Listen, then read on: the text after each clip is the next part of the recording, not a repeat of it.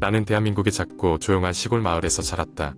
마을은 평화롭고 아름다웠지만 사람들 사이에 내려오는 무시무시한 전설 하나가 있었다. 바로 마을 외곽에 위치한 녹슨다리의 유령 이야기다. 녹슨다리는 50년 전 거대한 홍수로 인해 붕괴되었던 낡은 철교의 일부였다. 다리 아래로 흐르는 개울은 평소엔 잔잔했지만 폭우가 내리면 순식간에 사나워져 주위의 모든 것을 삼킬 듯한 힘을 가졌다.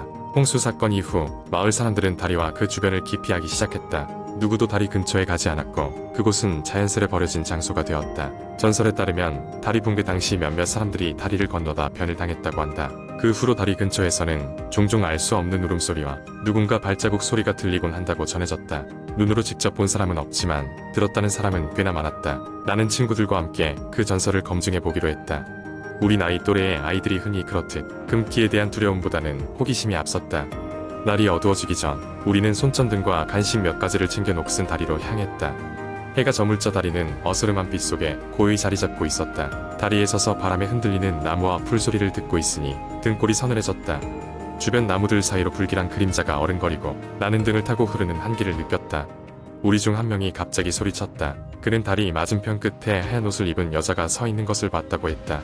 우리는 긴장감에 휩싸여 그쪽을 바라보았다. 이상하게도 나는 아무것도 보이지 않았지만 친구들은 분명 누군가 서 있었다며 두려움에 떨었다. 그 순간 발 밑에서 덜컹거리는 소리가 들렸다. 녹슨 다리가 마치 지금이라도 무너질 듯이 흔들리는 것 같았다.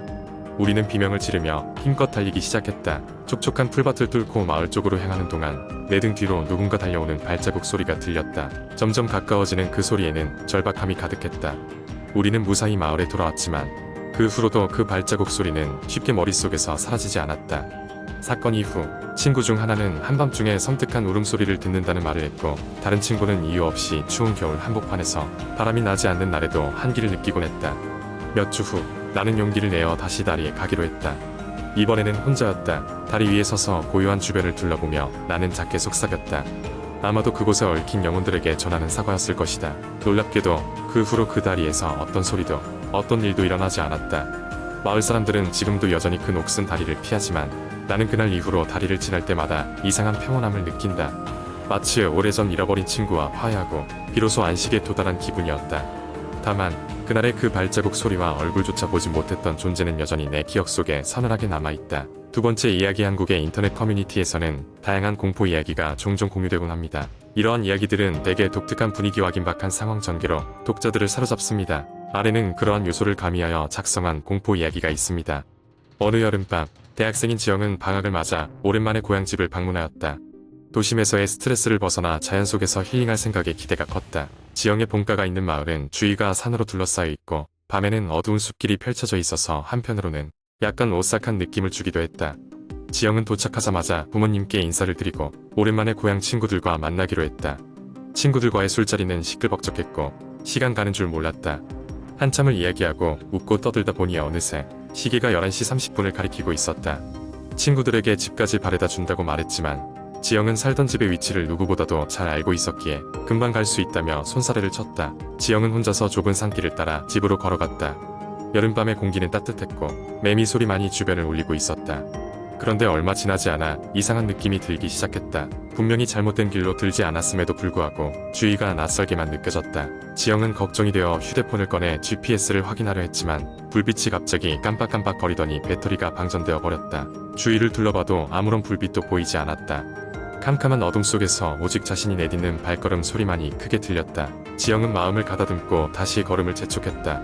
하지만 얼마 지나지 않아 뒤에서 인기척이 느껴졌다. 누구인가 싶어 돌아보았지만 아무도 보이지 않았다. 그럼에도 불구하고 그 감각은 점점 더 가까워지는 것 같았다. 지영은 점점 불안해졌고 본능적으로 발걸음을 빨리 했다.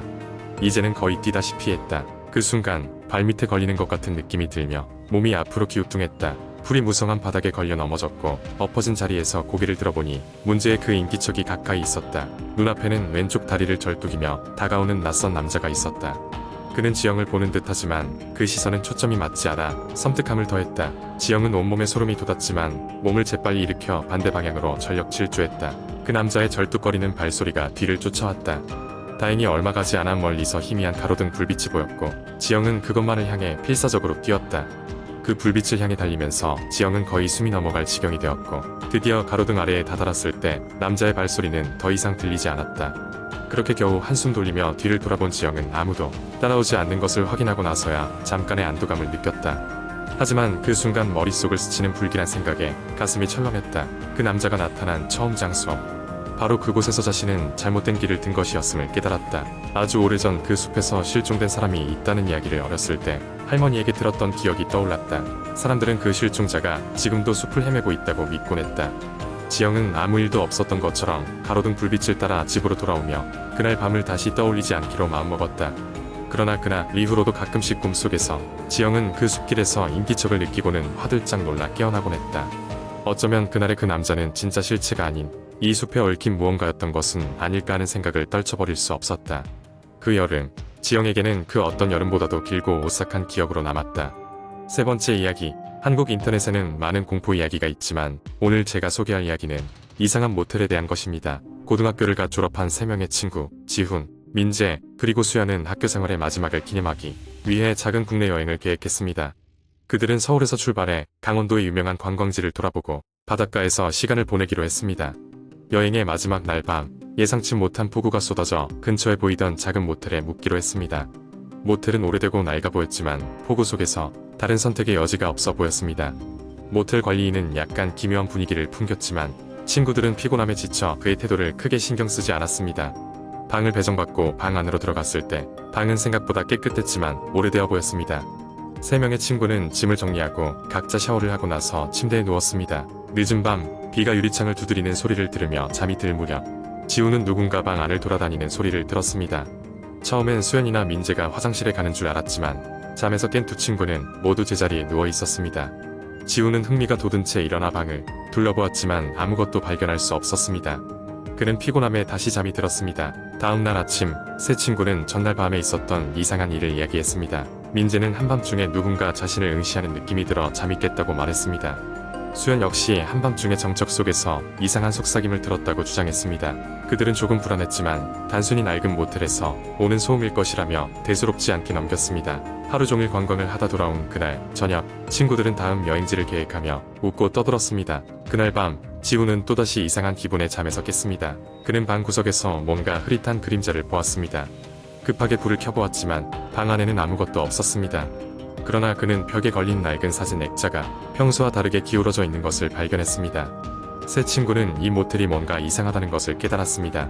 수연은 인터넷을 통해 모텔에 대한 후기를 찾아봤지만 이 모텔에 대한 어떤 정보도 찾을 수 없었습니다. 보통 유명한 관광지 근처의 모텔은 많은 후기가 남겨져 있기 마련인데 이곳은 특이하게도 그런 것이 없었습니다. 불안은 점점 커져갔습니다. 이날 저녁, 친구들은 결국 모텔 관리인에게 이상한 현상에 대해 물어보기로 했습니다.